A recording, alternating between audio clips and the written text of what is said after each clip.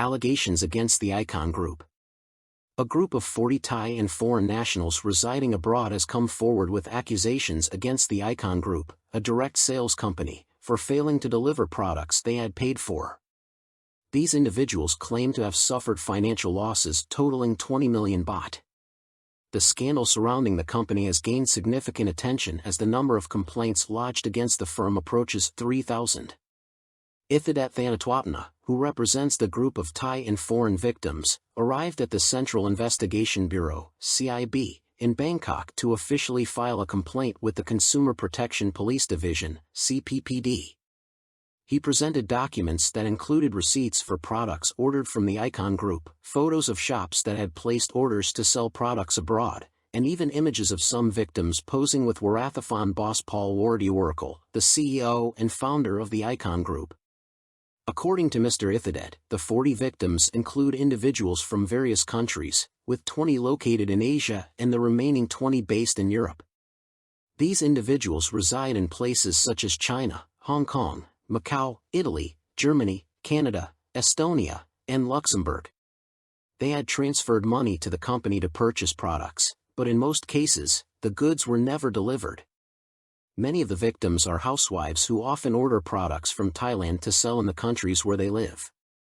These individuals were drawn to the Icon Group's advertisements on Facebook, which prominently featured celebrity bosses who promoted the company and gave it a sense of legitimacy.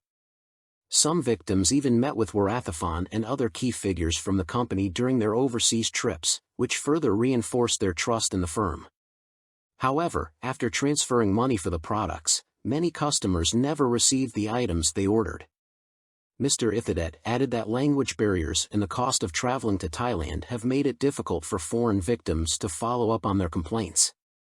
To assist, they may authorize friends or relatives in Thailand to represent them in giving statements to police investigators. The number of complaints against the Icon Group continues to rise. Between October 10 and the latest update, 2,910 individuals had filed complaints, alleging that the company was running a pyramid scheme. Total losses are estimated at 911 million baht. Warathaphon and 17 other suspects, including prominent celebrities, were arrested for public fraud and entering false information into a computer system. Many of the suspects are currently in custody, as bail requests were denied, citing a risk of flight and collusion. Investigation by the Election Commission on Thaksin Shinawatra. The Election Commission, EC, has initiated an investigation into former Prime Minister Thaksin Shinawatra on suspicion that, despite being an outsider, he holds unlawful influence over the ruling Pheu Thai party as well as 5 other political parties that were part of the previous government coalition. The EC's decision to formally investigate follows 6 separate petitions that raised concerns about Thaksin's influence over these parties. The 5 other parties under scrutiny are the Bum Jathai Party, United Thai Nation Party, Palang Prakarath Party, PPRP, Chart Hapatana Party, and Prakachart Party. These parties are accused of allowing Thaksin to manipulate their internal operations and influence their political decisions. The EC's investigation, which is expected to conclude within 30 days, may be extended if necessary.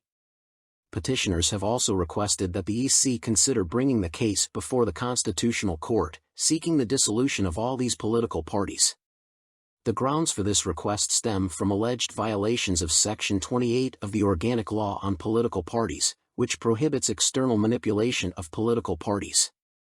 Petitioners argue that Thaksin's influence over the parties violates Section 29 of the same law, which specifically outlaws interference by individuals not officially part of a party.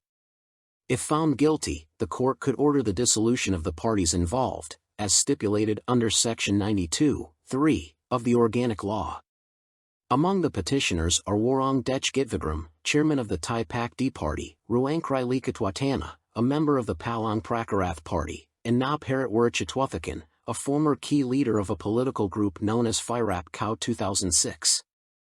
The evidence presented includes Thaksin's role in forming the current government coalition, allegedly conducted at his residence, Banchan Songla, and his public statements about the country's development. These statements were presented at a public forum on August 22 and have since become part of the government's policies. If the accusations are proven, Pheu Thai could face serious consequences.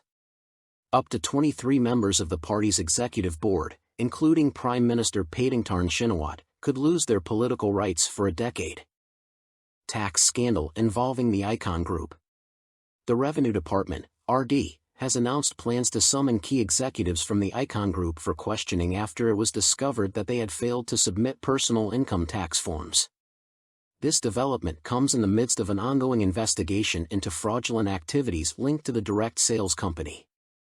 Deputy Finance Minister Julapun Amornvivat stated that an initial inquiry revealed several executives had not fulfilled their tax obligations. The RD will work with financial institutions to gather financial records belonging to these executives and use this data to conduct proper tax assessments. The individuals involved will be summoned to explain their actions. In light of this scandal, the Fiscal Policy Office has been instructed to review and update the 1984 Executive Decree on Fraudulent Loans to ensure it remains relevant to today's financial environment. Warathafon boss Paul Wardiaworkle, the founder and CEO of the Icon Group, has been remanded in custody, along with 17 other suspects, after their arrests in connection with widespread public fraud. The criminal court denied bail for 3 of the high-profile suspects, including actors and media personalities, citing a high risk of flight. Warathafon's company has been accused of luring victims into purchasing low-cost online marketing courses before pressuring them into making further financial commitments. These fraudulent schemes reportedly caused significant financial harm to over 1,000 victims. Tak Bai massacre case. Defense Minister Phumtham Wechayachai announced his readiness to address questions from the House Committee on Southern Border Peace regarding the Tak Bai massacre case. The incident, which occurred on October 25, 2004, resulted in the deaths of 85 people in Narathiwat's Tak Bai district. The case has resurfaced in the public eye as its 20-year statute of limitations is set to expire next Friday. The House Committee intends to summon Phumtham and 2 other key officials next Thursday to discuss what actions will be taken before the legal time limit runs out. If suspects cannot be prosecuted by then, they will no longer be criminally liable for the incident. Among the 7 key suspects is General Paisal Watanawankari, a former Pheu Thai list MP who served as the commander of the 4th Army Region during the Tak Bai massacre. General Paisal has filed for medical leave from the House until October 30, and his whereabouts are currently unknown. He resigned from the Pheu Thai party earlier this week, which led to the loss of his MP status. Phumtham also stated that police have been instructed to trace the origin of General Paisal's resignation letter to determine its authenticity and timeline. Human rights lawyer Pornpen Konkachangkiat, director of the Cross Cultural Foundation, explained why the criminal lawsuit was filed 6 months before the expiration of the statute of limitations. She noted that the victims and their families had lived in fear for the past 2 decades, and for much of that time, Thailand was under military rule. General Prawit Wongsawan, who was the army commander during the Tak Bai incident, later became a deputy prime minister in the Prayut Chan-o-cha administration, which further complicated efforts to seek justice. It wasn't until victims and their families realized that the National Human Rights Commission could not act on their behalf that they decided to pursue legal action themselves. The lawsuit, filed in April 2024, targeted 9 individuals. In August, the Narathiwat Provincial Court accepted the case against 7 of them, moving the legal process forward.